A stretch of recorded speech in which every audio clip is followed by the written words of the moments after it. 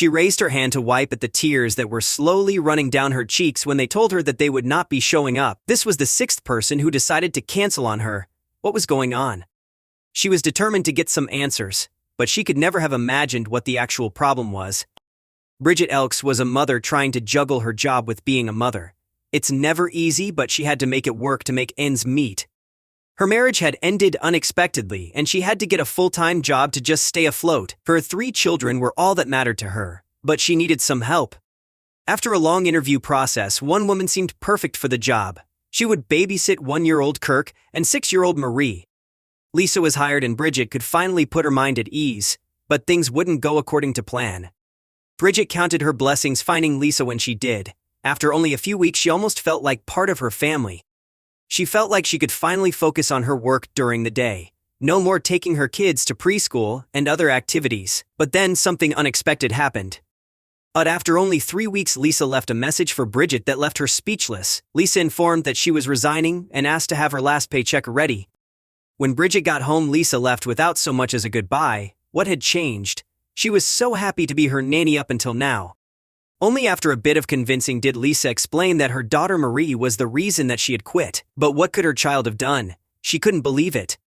She had to defend her child. She told Lisa that she was being unprofessional and had to start the hiring process from scratch again. But after 6 months, she would be on the verge of tears. After 6 nannies all abruptly quit, Bridget couldn't understand what was going on. She knew kids could be a handful sometimes, but surely that's what they signed up for. Surely her children weren't any worse than anyone else's. Why did every nanny come to the same conclusion? Meg was the 7th nanny, and Bridget knew this time would be different. This time nanny cams would show Bridget why they always left. Every nanny said that Marie was the issue at hand, so after setting up cameras everywhere, she wanted to see if her darling could really be capable of anything. The new nanny seemed to be enjoying the job just fine, but just like every nanny before her, 2 weeks into the job she resigned. At least she could now check back and see exactly why Meg resigned like all the others. But what she found terrified her. Bridget's eyes grew wider the more she watched. She couldn't believe what she was seeing. Marie never acted this way around her, so she had no reason to believe all the babysitters' vague allegations. In the first week, Marie was a little angel, but toward the end, Bridget didn't even recognize her own daughter. Bridget watched Meg politely ask Marie to hand her the baby's diaper bag because her hands were full. "You can't tell me what to do," the little girl screeched. "I'm the boss of you." Every time Meg asked Marie to do something like wash her hands before lunch or get ready for school, Marie would refuse. Bridget was furious. The last straw for Meg had been the day she had resigned. She had asked Marie, who was running around and making a noise, to please quieten down because her baby brother had just fallen asleep. "I'm the boss of you. I'll get you fired," Marie screamed in the babysitter's face. Bridget watched as Meg tried to de-escalate the situation. Then she reached for her phone. Bridget sat Marie down and explained that she had to respect her babysitter. She showed her the evidence that she'd been acting out and tried to talk to her calmly. She asked the 6-year-old if she thought my behavior was acceptable. But Marie's response left her absolutely floored. "We pay her. I'm her boss," Marie snapped back. Where was this behavior coming from? So while Bridget scrambled to try and find a replacement nanny, there was no one to take Marie to her swimming lessons. When the little girl complained, Bridget pointed out that she was to blame. "She is the reason that her sitter quit, and until I can find someone new, she won't get to do the fun activities that her sitter took her to," the furious mom vented on parenting group on Facebook. But was that punishment enough? "I was furious with my daughter and let her have it. She had several things taken away from her and she didn't do anything remotely fun, until recently." Bridget continued, "I also stopped arranging playdates for her and a friend who treated her nanny terribly. They don't go to the same school, so they don't see each other at all anymore. But what did other parents think? Her actions impacted someone enough to make them quit a job they were being paid to do. She has soiled her reputation as word spreads fast within the babysitter community if a child treats their caregiver like that," one mom wrote on the original post. "I imagine this wasn't 3 isolated events, but more like it was happening way more frequently. But those 3 times were when the babysitter was at her last straw. Then, other babysitters leveled their opinion of the whole situation. I babysit some kids in the rich part of town, and they have friends like Ops kids' friends. In the beginning, the kids tried to treat me like that. I had a chat with the parents and said they can deal with it on their end, but if they wanted me to keep watching the kids, I'd be dealing with it on my end too," one user replied. "I was lucky that the parents supported my punishments. It defiantly helps when the problem is tackled on both sides as a united force. But kids will be kids, and what works for one defiantly doesn't work for all. Then, a professional chimed in. It sounds to me like she was unhappy with the situation. The fact she had a sitter in the first place, Vicky Broadbent, founder of the parents blog Honest Mom, wrote. Maybe she wasn't feeling like her needs were being met, e.g., she might have felt she wasn't being listened to, had lost all autonomy over, even the smallest of decisions, clashed with her personality-wise, or, most likely, was feeling a little abandoned by her parents in this scenario. So, could Bridget have handled the whole situation differently?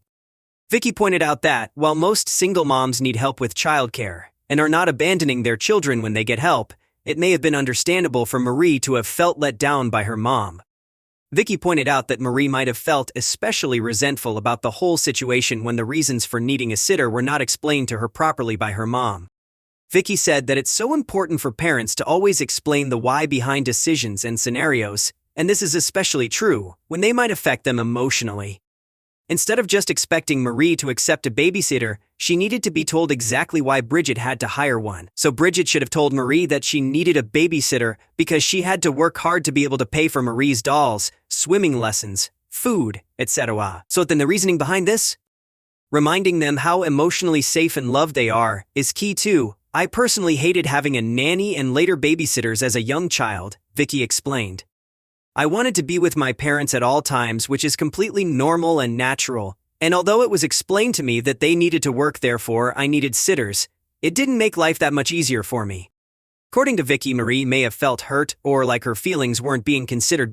Marie was trying to tell her mother that she didn't want a sitter and her acting out was a cry for help.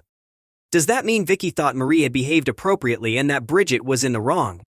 Yes, teaching children that they can't be rude is crucial, but so is listening, Vicky said.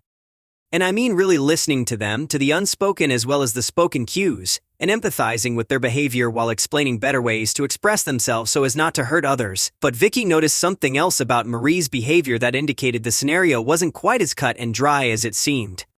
Bridget was right to tell Marie that she had been hurtful, but she should have also tried to understand why Marie was acting out in the first place.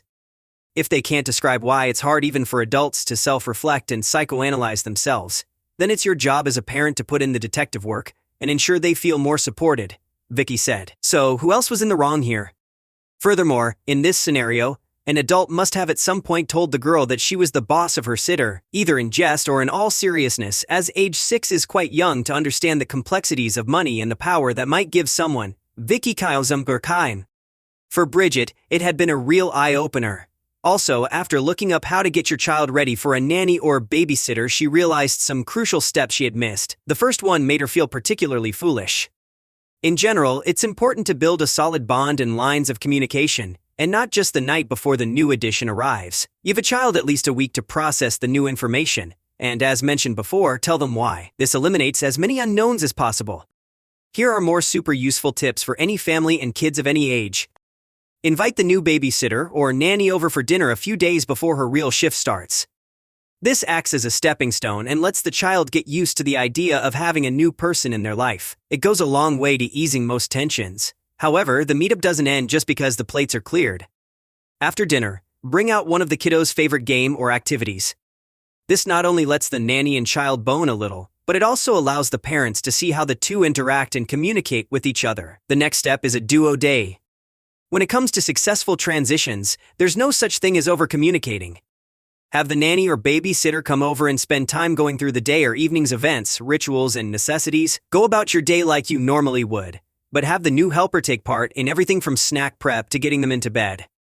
Next, believe it or not, involves a special trick with toys. Kids don't like inconsistency. It doesn't foster a sense of security. If the child knows what's coming, they can handle it with flying colors. Parents can add another layer of confidence in their kids by doing one simple thing. Just add the child's favorite toys in the mix while doing everyday tasks. Give them a usual toy when you go for a walk. Bring out their preferred book during bedtime. This lets them know that things aren't really that different. They haven't lost anything. The next one, however, might be a little more challenging.